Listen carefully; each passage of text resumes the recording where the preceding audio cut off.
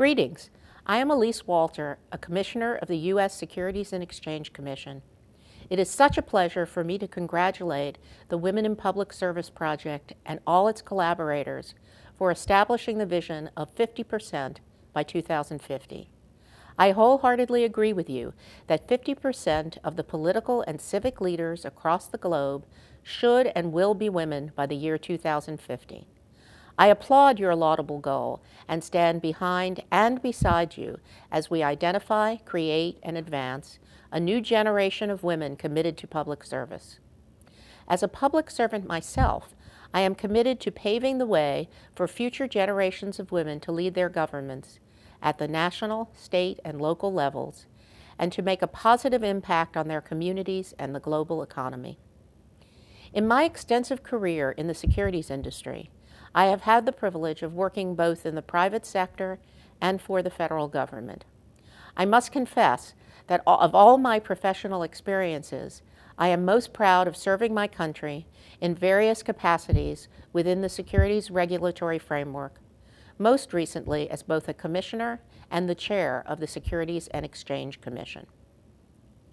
As a member of the governing body at the SEC, I have the privilege and responsibility of advancing the SEC's mission of protecting investors, facilitating capital formation, and maintaining fair and orderly markets.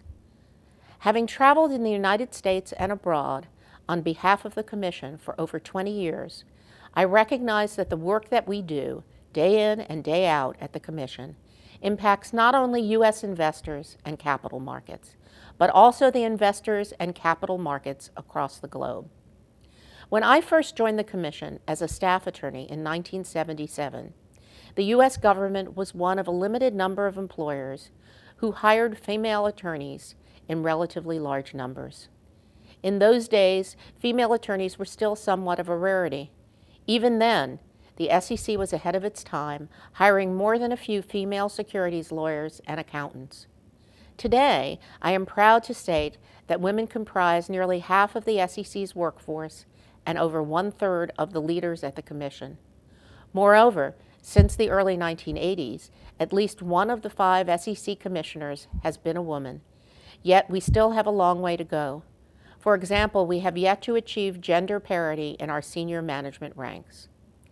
I consider serving my government a privilege and a great responsibility, and one that brings me great satisfaction and a deep sense of fulfillment. It is for this reason that I congratulate and urge the partners and delegates of the Women in Public Service Project to continue empowering more women across the globe to participate in their country's economic and political landscape, thereby improving their communities and governments for generations to come. Remember, 50% by 2050.